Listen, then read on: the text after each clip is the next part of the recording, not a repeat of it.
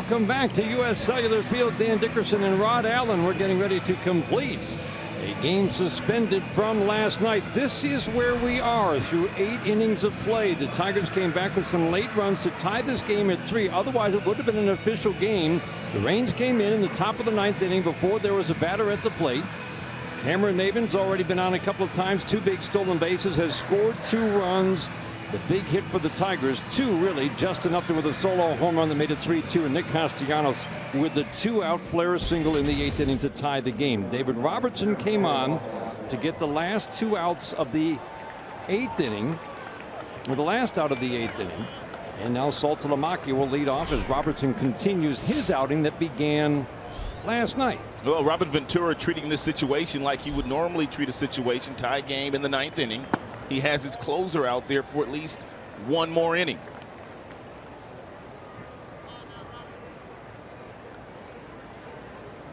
Three infielders on the right side against Saltalamacchia. 0 for 3 in this game. There's a breaking ball strike to even the count. And Robertson does not throw many breaking balls for the most part. He throws lots of cut fastballs. That's a pitch he learned back in his days and when he was a New York Yankee. And Mariano Rivera taught him that pitch, who basically perfected that cut fastball. And he throws back-to-back breaking balls to Saltalamacchia. And real nice arm slot there. Delivered that ball out in front. Real nice break on the outside portion of home plate. It's been a much more uneven year for David Robertson. And he gets Saltalamacchia by throwing 3 straight breaking balls. Let's get you caught up at what happened at the beginning of this game yesterday. First inning, Maben just continues to get it done. Base hit, steals second. Gets over to third on the air. And then the infield back, Miguel drives him in with an RBI. The lead didn't last very long. Here come the Chicago White Sox sacrifice fly. Then you have some balls hit down toward Castellanos. One went through the legs, the other one down the left field line. They scored a couple of runs there. Then another run. That came off the bat of the former Tiger, Avisail Garcia. Then the Tigers, they come back on a solo home run by Justin Upton to right field. Jose Iglesias takes that cutter for a strike. This is a pitcher the Tigers have had little success against in his career, whether it was a Yankees uniform or a White Sox uniform. With Chicago, they scored just 2 runs in 9 innings the last 2 years. You ready for a long day of baseball, partner? No, I'm ready for the Tigers to score a run in the 9th. It's still going to be a long day of baseball. It's bonus baseball. There's a shot on 1 hop to second. Good play by Saladino. 2 outs in the 9th. And that home run by Justin Upton actually placed the Tigers with 1 run to score. And then it was Castellanos coming up with a big base hit. That was after an intentional base on balls to Victor Martinez. The 4th time Robin Ventura had walked Victor intentionally in the series.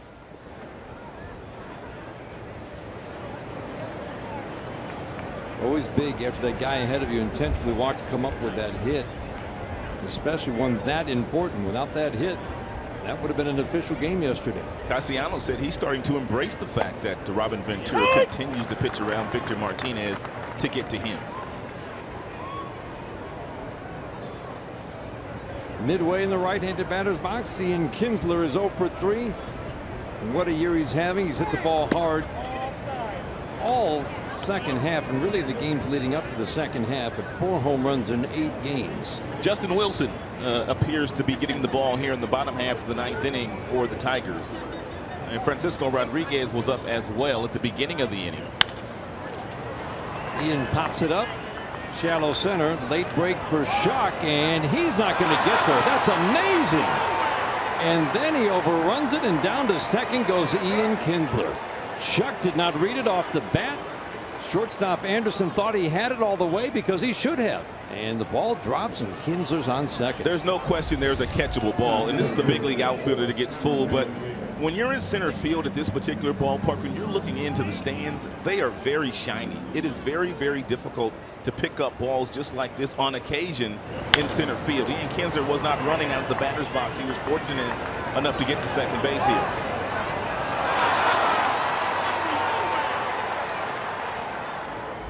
And now Cameron Maben has been on 4 times with 2 hits, a walk, and he also reached on an error. Has got a chance to give the Tigers the lead here in the 9th.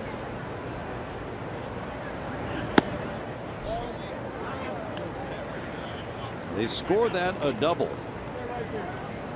A gift. Ian Kinsler will take it. You think he won't?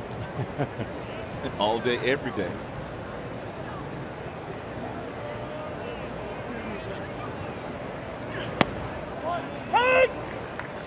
So it throws both the cutter rod, which moves away from a righty, into a lefty, and that pitch just a straight four-seamer. Every now and then he will do that. He still has the velo to get up to the mid-90s if he wants to do that, but everything that he throws these days, he does want some movement. Boy, fastball right by him. 93 miles an hour. Late action on that cut fastball thrown by Robertson. Not too often that Maben swings at a 93-mile-an-hour fastball and doesn't connect. Robertson threw 4 pitches yesterday. That was to get Tyler Collins. And before the rain came again.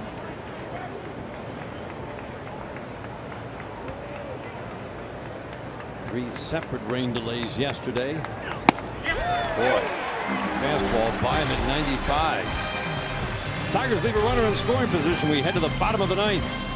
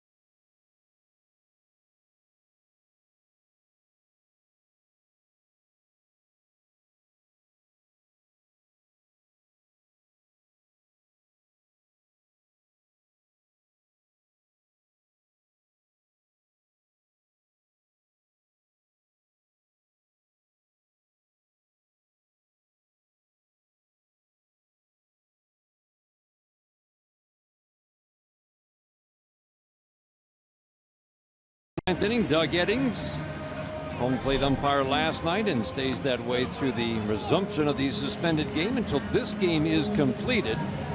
Game 4 of this series will follow the end of this game by about a half an hour. Justin Wilson takes over on the mound, just Mr. Dependable power arm for Brad Ausmus in the late innings. And pitching in his 41st game, 2-2 record with a 3.19 earned run average, 44 strikeouts. That's the number that I look at, Dan, against only 6 walks. He has been awfully consistent in the back end of that Tigers bullpen really all season. Proud to see a guy struggled with his walks earlier in his career, but his walks have gone from 4.5 to 3 to 1.5 in the last 2 years. I mean, that's a heck of an improvement while you're maintaining the high strikeout rate. Lots of confidence. He knows he's a big league pitcher. He has no problem throwing the ball over the heart of the plate, knowing he can get swings and misses on a mid to upper 90s heater. The ex-Tiger, Avisail Garcia, hit a monster home run in this game. He's got 2 of the 3 Sox RBIs.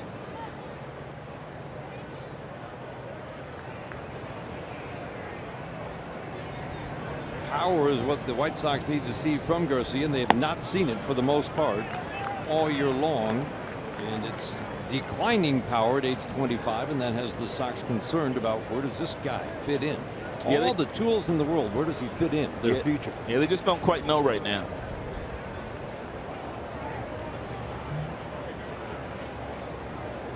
Wilson's taking a long time out on the mound. Garcia finally steps out of that right-handed batter's box. Not too often that Wilson falls behind 2-0. Good call there to make it 2-1. Bottom third of the order. Garcia, Navarro, Shuck. A 92-mile-per-hour fastball hit the strike zone there, thrown by Wilson. Soft little tapper. The Tigers can only hope it will kick foul, and it never does. How about that? Jeez. How'd that ball not go foul? I don't know. It looked like it was headed foul, and then Castellanos, he thought the same thing. And then it looked right as it got to the chalk line there, Dan, that it hit something and then just turned back to make sure the ball stayed in fair territory. It looks like it's going foul all the way. Absolutely. All of a sudden hits something and turns back to the right.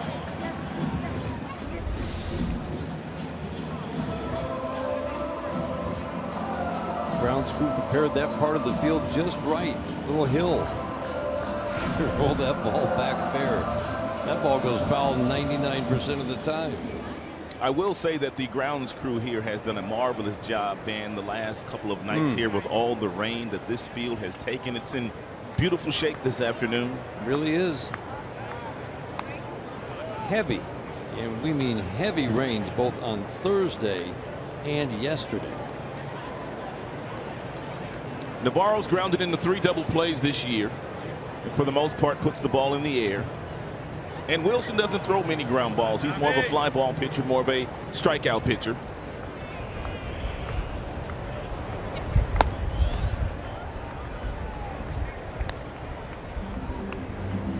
Hot, steamy weekend, and you can see where it is right now. That humidity is the killer. Rod, it can sap a player, can it? Oh, really, it can. You have to really start to prepare when you're coming to weather like this by hydrating with Gatorade or water a couple of days prior to playing in this kind of heat, Dan. In case you're wondering at home, Navarro does not have a sac bunt this year in 202 at-bats, but he was scoring to bunt there on the last pitch from Wilson. And again, oh, man, it's a good-looking pitch, but it's ball 2. That was right in the middle of the strike zone. That's exactly what it looks like.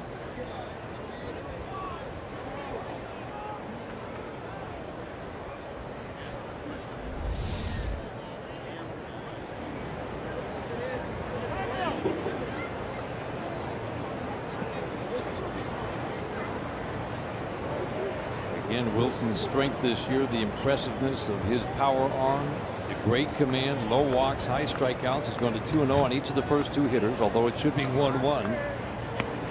Garcia, not really a base stealing threat, is drawing a couple of throws from Wilson just to keep an eye on him. We're in the bottom of the 9th inning, including a suspended game from yesterday. 3-3 game. Navarro trying to advance Garcia. Garcia still runs well. They would love to have him in scoring position with a 1 out here in the bottom of the 9th. He takes off, swing and a miss, and there's nobody covering second, and that's why Saltalamacchia did not let it go. That is not good communication there between Iglesias and Ian Kinsler. I mean, neither guy moves. The ball is delivered, the runner takes off, and Kinsler, he doesn't go in that direction. Iglesias is late to break there, therefore Saltalamacchia, he shouldn't have even thrown it. They were not going to get it out there. That is so unfortunate. Iglesias was going over to back up Kinsler. You could see it. And then he had to reverse course and head toward the bag. And Garcia would have been out with an accurate throw, would have been out easily. Before every pitch is thrown, Iglesias being the shortstop, he will either open his mouth or close his mouth. If his mouth is closed when he looks at Ian Kinsler, that means that he has the bag. If his mouth is open when he looks over at Ian Kinsler, that means you take the bag. And we have not seen this kind of miscommunication between these two all season. That's a first, Rod. I mean, you talk about it before the pitch is even thrown, so you know who is covering the bag. With a righty at the plate, usually 9 times out of 10 it's the second baseman going over. Sometimes teams will cross up and have the shortstop if they feel the hitter's going to go to the right side.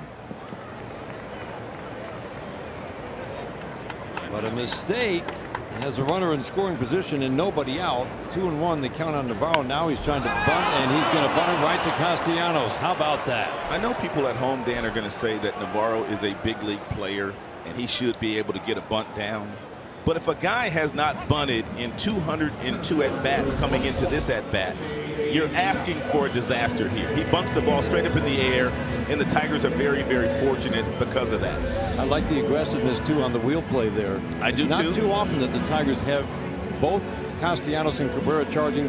Very aggressive for Castellanos charging like that. Iglesias covering third. You do it against a guy, Dan, that you know can't bunt. You knew it was going to be a poor bunt, and you had a chance to get the out at third base. Yep. That's the only time you do the wheel play, because otherwise it's a high school play. It doesn't work in the big leagues. That's why you don't see it very often. J.B. Shuck at the plate. This should be a good matchup for Justin Wilson. Left-handed batter, doesn't provide a whole lot at the plate. Low average, low power. And he will not walk. He'll be up there swinging. Castellanos creeps onto the infield grass at third. Good high fastball. Let's take one more look at the bunt play. This is what the wheel play is designed to do. Stay with me here for a moment. You have Iglesias here. You have Kinsler here. Iglesias is going to go in that direction when the ball is thrown, and Miggy's also going to charge. You don't see Miggy. What they're hoping is that he bunts it on the ground to either Miguel or Castellanos, and with Iglesias going to third base, they would have gotten the out there with Garcia running from second had he chose to go to third.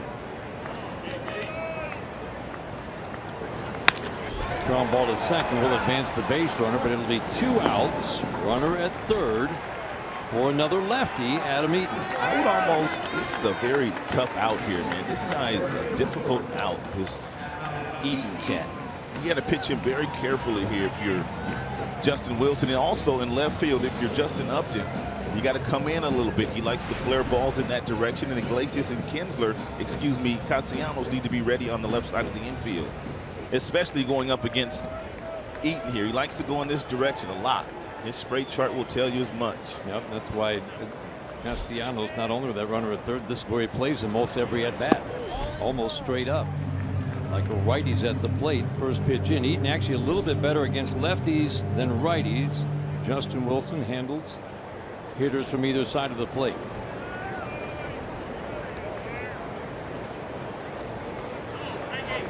Bottom of the ninth, a potential winning run at third. Just outside. It's one of the things that Wilson has done since coming in here in the bottom half of the ninth. He's fallen behind the majority of the hitters that he has seen, all 4 as a matter of fact.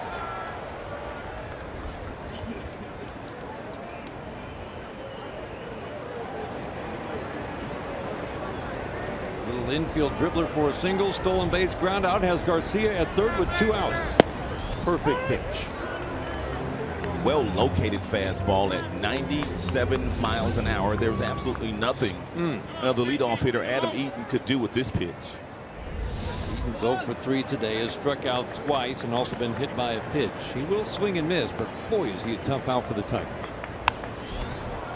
Good hard fastball again. I'd have to say you might want to go with another fastball. You don't want to do him a favor by possibly hanging a breaking ball and speeding his bat up. He was late on that fastball, so if you locate another fastball in the upper 90s, you might be able to get a swing and miss here, or at the very least get some soft contact off the bat of Eaton. You like going up in the strike zone? I like a strike here. I don't want to go 3-2, but it's got to be a quality strike. Looks like they're going in. Oh, just missed. At 98. Tim Anderson is waiting on deck. The fine young shortstop for the White Sox, 1 for 4 in this game. Carson Fulmer getting ready to come on for the Chicago White Sox.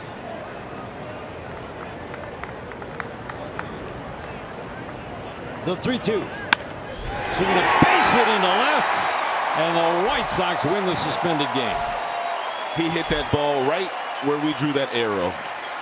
We knew that he loves to go in that direction. Dan, that's why I did not want to see the count go to 3-2, because Eaton is just a pest.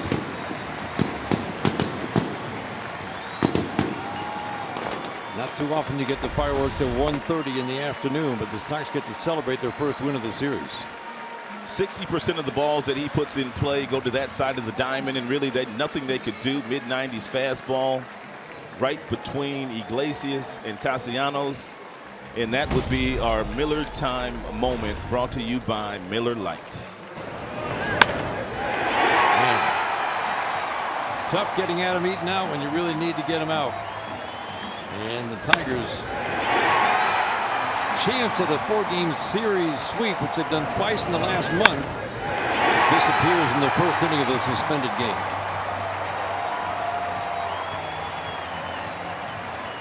The second game today, the fourth game of the weekend series, will be coming up in just about a half an hour. White Sox win the suspended game by the final of 4-3.